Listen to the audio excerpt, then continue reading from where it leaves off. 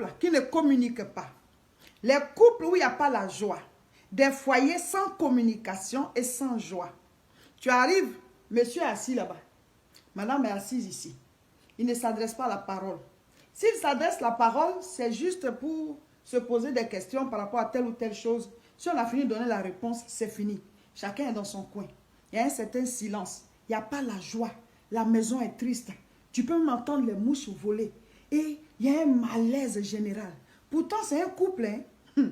Ils vivent ensemble. Ils se sont aimés au départ. Tu ne comprends pas ce qui se passe. C'est le style de vie là qui est là. Je dis, c'est la prison. Vous êtes en prison. Vous êtes à Guantanamo. La prison militaire américaine qui est à Cuba. C'est ce que vous vivez chez vous. Vous êtes à Guantanamo. C'est Guantanamo? Non, ce n'est pas possible. On a toute la vie à vivre. Et cette vie-là, elle est unique. Après cette vie, il y a le jugement et c'est la fin, c'est l'éternité. On ne va pas revenir. Donc, vis là dans la joie, dans l'amour. Tu as aimé quelqu'un. Vous êtes installés, vous vivez ensemble, ou bien vous êtes mariés. Vous dites, bon, c'est toi que j'ai choisi. La personne aussi dit que c'est toi que j'ai choisi. Par amour, ce n'est pas par contrainte. Et maintenant, c'est une telle atmosphère. Il y a la tristesse. On dirait que vous êtes aux funérailles. On dirait que vous êtes en train de composer un examen, un silence. Et la maison là, on entend même les pas de chacun. On passe ici, on rentre là, on ne se touche pas. Chacun de son côté. Il y a un certain malaise. Je ne comprends pas. Pourquoi on peut se torturer de la sorte? Pourquoi vivre une telle atmosphère? Pourquoi s'imposer une telle vie? Et souvent, chacun s'accuse. Hein? Tu te dis, non, c'est l'autre qui est comme ça. Et c'est lui qui a créé ça. C'est elle qui a créé ceci. Et vous vous dites, un jour, peut-être vous aurez un foyer mieux. Je vais te dire, quand tu vas aller créer un autre foyer, là, tu vas reproduire ça. Tu vas reproduire ce comportement. Mieux vaut chercher à réussir ce foyer dans lequel tu es présentement. Mieux vaut chercher à voir qu'est-ce qui ne va pas et puis retrouver une certaine vie. La vie que Dieu veut, c'est la vie de joie, la vie d'amour, là où il y a la paix. C'est-à-dire dans une atmosphère où on peut réaliser. Mais quand vous êtes comme ça là, mais je ne sais pas. Et les mêmes personnes là, quand on vous voit dehors là, vous êtes en joie, vous rigolez, vous parlez, mais dès que vous rentrez chez vous, c'est parti. Mais pourquoi? Pourquoi? Vous êtes dans une maison, vous ne vous adressez pas la parole. Vous ne vous parlez pas.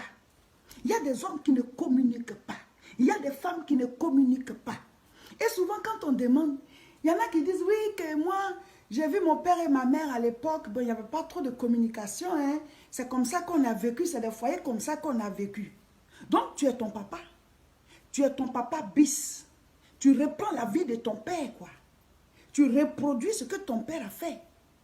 Normalement, on doit être les meilleures versions de nos parents. On ne doit pas reproduire leurs erreurs. Donc, toi, tu crois que c'est bien, donc tu reprends ça. Oui, mon père et ma mère, il n'y avait pas de communication. Donc, moi aussi, je ne communique pas avec ma femme. Mais si tu n'avais pas communiqué avec elle au départ, est-ce que tu allais la voir? Au départ, vous étiez tout gentil. Vous avez joué les amoureux et tout. Et quand les gens viennent se marier à vous, c'est fini. C'est la torture qui commence. C'est Guantanamo, vous vivez chez vous là-bas. C'est la prison. C'est la prison. Des couples qui ne s'adressent pas à la parole. La maison est là comme ça. Il n'y a même pas de vie. On dirait que vous êtes aux funérailles. Ou bien on dirait que vous êtes en train de composer un examen. Il y a un silence. Tu peux entendre les mouches voler.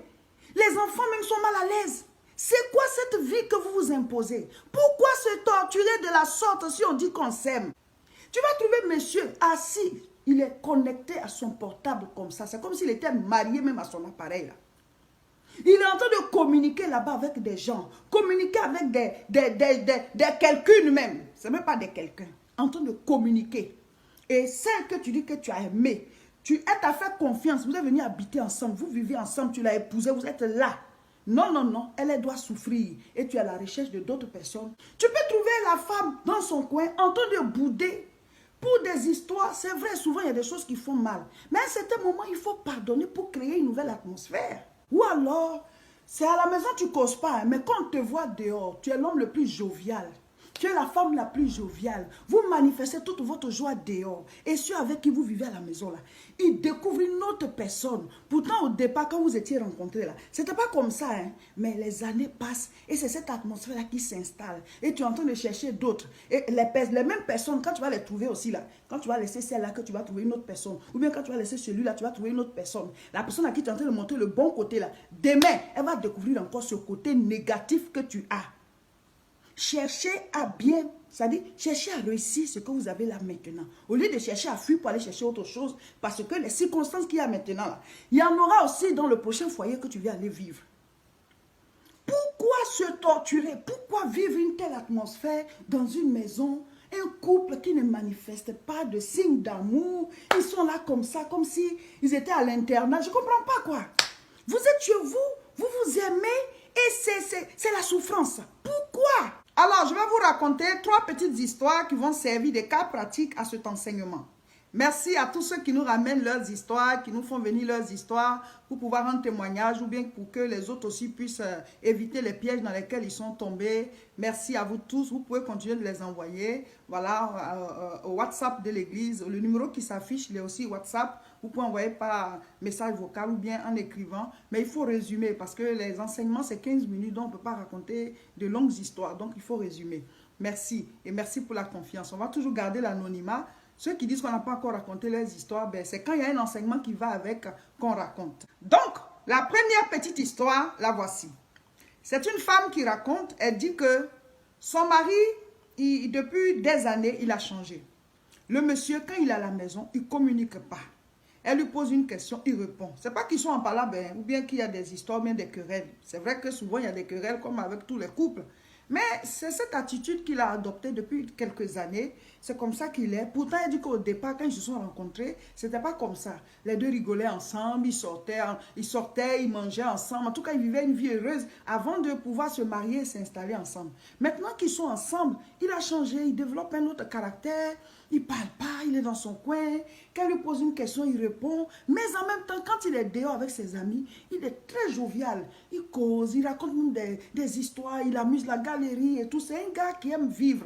Mais à la maison, il ne cause pas. Donc, chaque fois, il lui pose la question, mais est-ce que j'ai fait quelque chose? Il dit non, il n'y a rien. Elle essaie de ramener la communication, de jouer comme avant. Mais non. Et c'est quand ils sont allés en parler à leur homme de Dieu, que quand elle allait expliquer, et puis il a convoqué son mari, et puis il a dit que bon, c'est parce que lui, chez eux, c'est comme ça. Ses parents ne communiquaient pas, son papa et sa maman, ils étaient juste là comme ça. Et donc, c'est ça que, bon, sans le vouloir, bon, c'est comme ça que lui voit le couple, quoi. Hé, mon frère, mais la femme, elle est en train de souffrir, parce qu'au départ, c'est pas ce que tu lui as montré, hein. Au départ, vous avez causé, vous étiez comme très complices, vous avez rigolé ensemble. Et maintenant, elle doit vivre ce silence que ta mère a vécu. Mais tu crois que c'est bien? Au point de reproduire, donc toi aussi ton fils va reproduire. Vous allez faire une descendance de maris qui ne causent pas avec les femmes, une généalogie de mecs qui se taisent et puis sont assis dans un coin et puis la pauvre femme est en train de souffrir. C'est ce que vous êtes en train de reproduire, quoi. Non, on ne peut pas réfléchir comme ça, je suis désolée. La pauvre dame est en train de souffrir parce qu'elle ne t'a pas connu comme ça. Il faut se ressaisir. La Bible dit quoi? Quand on dit on est chrétien, là, on doit vivre selon la Bible, pas selon ce que nos parents ils ont vécu. Peut-être que c'est des erreurs qu'ils ont commises. Nous, on doit regarder, mais ne pas faire pareil. Mais si on doit reproduire ça, quel jour ça va s'arrêter?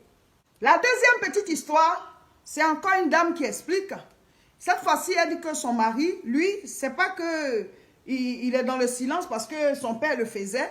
Lui, c'est que, ben, c'est un coureur de jupons. Excusez-moi, mais il faut dire les choses telles que c'est. Le monsieur, il tire sur tout ce qui bouge. Au départ, ils se sont aimés, ils ne savaient même pas qu'il était comme ça. Ils se sont fréquentés un certain temps. Et puis bon, il a dit, bon, on s'installe ensemble. Il allait payer la dot. Donc, ils vont maintenant se préparer pour se marier. Mais comme elle était déjà enceinte, elle a fait un enfant. Donc, ils ont décidé de s'installer avant de faire le mariage. Et donc, ils sont ensemble. Mais le monsieur, il a changé. Depuis qu'ils habitent ensemble, le monsieur, il a changé. Tous les mauvais caractères là sont sortis. Ils sont à la maison. Quand elle pose une question, il répond juste à la question. Mais s'il veut, il ne répond pas. Il est concentré sur son appareil. S'il n'est pas en train de regarder la télévision, il est sur son ordinateur. S'il n'est pas sur son ordi, il est sur son appareil, sur son téléphone, en train de communiquer sur WhatsApp avec les gens, des vidéos, des appels. Voilà. Ça dit, elle ne comprend pas. Elle dit, mais... moi, je suis assise comme ça, seule dans la maison. Soit je dois appeler mes camarades ou bien je dois sortir. Mais même si elle dit qu'on va aller marcher un peu, non. On va au restaurant, non. Ça dit que c'est comme si c'est une vie individuelle, mais en même temps ensemble. Vous voyez, c'est pas un couple, c'est pas un foyer. Il faut que chacun revoie la manière dont il comprend le couple là. Tu as épousé la dame, tu as décidé de vivre avec elle, elle est avec toi. Mais quel autre amour tu vis avec d'autres personnes? Et souvent, on fait ça, on dit qu'on est chrétien. Et j'ai l'habitude de dire, Quand on dit qu'on est chrétien, puis on ne vit pas la vie chrétienne là, mon frère, tu vas te retrouver de l'autre côté. Le Seigneur dit, ce n'est pas tous ceux qui disent Seigneur, Seigneur qui entreront dans le royaume des cieux. Alors que quand on se donne à Jésus, on dit on est chrétien, c'est pour être sauvé.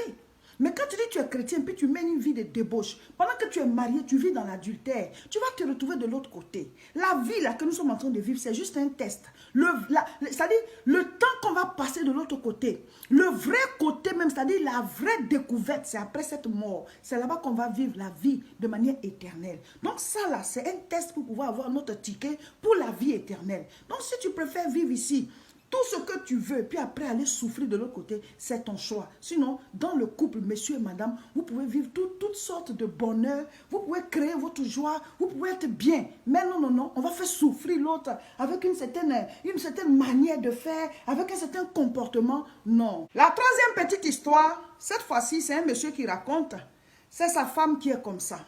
C'est une femme qui vraiment prend du temps à pardonner, qui prend du temps aussi à oublier. C'est vrai, le monsieur dit que bon, dans le couple, chacun commet ses erreurs. S'il a mal parlé, ou bien s'il est revenu sur une affaire, ou bien s'il a fait une remarque à sa femme, ou bien s'il a posé un mauvais acte, c'est fini. Sa femme va bouder pendant les 3 jours qui vont suivre, ou bien pendant la semaine qui va suivre, jusqu'à ce qu'il puisse encore lui demander pardon, ramener une certaine joie pour qu'elle se ressaisisse. Et encore, ils vont rester là jusqu'à la prochaine erreur et paf, c'est encore parti. Elle va rentrer dans une atmosphère là, elle va manifester une certaine attitude, elle va bouder, elle est là. Il dit la vie n'est pas facile avec cette femme, la vie n'est pas facile. Proverbe chapitre 17, le verset 22. Un cœur joyeux est un bon remède, mais un esprit abattu dessèche les eaux. La Bible dit, un cœur joyeux, c'est-à-dire le fait d'être dans la joie, c'est un bon remède. C'est-à-dire ça peut même guérir d'une maladie. Mais un esprit abattu dessèche les eaux. Ça te brise tes forces. Ça t'empêche d'évoluer. Ça t'empêche d'être épanoui. Ça t'empêche de réaliser ta vie. Donc, il est important d'être dans une atmosphère de joie. Il est important d'évoluer dans une atmosphère joviale, une atmosphère de paix, une atmosphère d'amour. Mais personne ne va créer cette atmosphère pour vous. Les couples, c'est chacun de vous qui doit rendre l'autre heureux. On se marie pour rendre heureux et être heureux. Et l'autre aussi s'est marié pour rendre heureux et être heureux. Donc ensemble, vous devez travailler au bonheur de l'autre. Ecclésiaste 4, le verset 12. Et si quelqu'un est plus fort qu'un seul, les deux peuvent lui résister. Et la corde à 3 fils ne se rompt pas facilement. Voilà. Donc, dans le couple chrétien, il y a Dieu, monsieur et madame. Vous êtes une corde à 3 fils. Donc, quand ça ne va pas, mettez le Seigneur au milieu. Priez ensemble et lisez la Bible et laissez Dieu parler au cœur de chacun de vous en communiquant et vous repartez sur de nouvelles bases. Voici les informations. Ce samedi 4 juillet, il n'y aura pas de prière en direct, prière en live. À 18 h, il n'en aura pas pour ce samedi. La prochaine, c'est le samedi 11 juillet, toujours à 18 h, sur notre page Facebook Réseau International Richesse. Le thème, c'est le combat spirituel. Donc, nous allons faire 2 samedis de combat spirituel. Le samedi 11 et le samedi 18, toujours en live sur notre page Facebook Réseau International Richesse. Et le samedi d'après, le samedi 25, ce sera la croisade à Aubervilliers. Voilà, c'est la reprise des croisades. Le samedi 25 juillet, voilà, c'est la première croisade après le confinement à 14 h 30, toujours à Aubervilliers. L'adresse est 29 rue Sadi Carnot, 93 300. Ce sera le combat spirituel. Il y a des choses qu'on ne rate pas. Nos cultes ont repris, c'est tous les dimanches à 10 h à Tourcoing, l'église évangélique La Moisson de France. L'adresse est 48 rue Saint-Omer, 59 200. Il y a des personnes qui ont l'habitude de chercher les vidéos. Tu ne les reçois pas. Il faut toujours que quelqu'un partage afin que tu puisses les recevoir. Mais il faut t'abonner. Abonne-toi pour pouvoir recevoir les vidéos directement. Notre page Facebook, ça s'appelle Réseau International Richesse. Notre chaîne YouTube, c'est La Moisson TV. Vous cliquez sur s'abonner ou bien sur j'aime. C'est fini. Quand on met en ligne, vous allez recevoir. Partagez la vidéo.